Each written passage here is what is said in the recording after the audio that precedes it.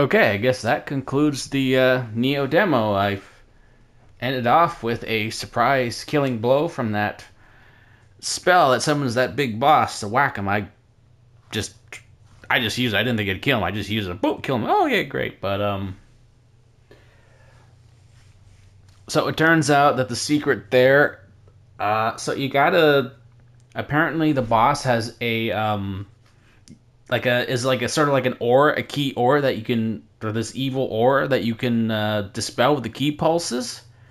But not necessarily the key pulses. You got to use those special like divine abilities. Like I found that when you use the special ability that gives you the super powered strength that gives you like the elemental attacks, you use that and it completely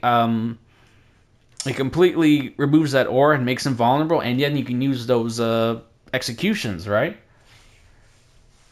But the problem is lining up that power with the special, like the divine pulse powers. Like I have, like the only way it was possible to do enough damage with the boss to like bring him down was to have both a lot of those special divine strikes and then built up with the divine buff, the buff that made me like gain super strength and super, well, not super strength, but super elemental powers, right?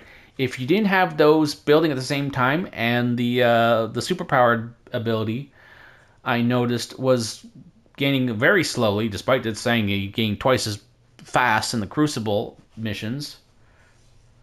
It wasn't really. It wasn't really. So what I discovered there is the only way you could really have a real chance at beating that boss is if you got lucky enough for him to use a lot of those abilities, those red aura abilities that allowed you to burst them, to burst deflect them with the R2 button. If he didn't do that, or he just refused to use those abilities for some reason or another, you just would not gain the divine abilities fast enough, and you're focused on using the key pulses, which weren't very reliable. Honestly, I don't like the balance between. I felt the balance between using the divine ability, like there was some, for all this focus on using key pulses to dispel auras and all that, and using divine pulses and bursting. It felt like if the boss didn't use a lot of those red abilities that you could burst deflect, then he wasn't really realistically to beatable without like perfect um, deflection and attacks and chip damage. So I think there's too many mechanics. There's just too many mechanics on top of mechanics on top of mechanics. I really hate that they're going this way with Nioh 3.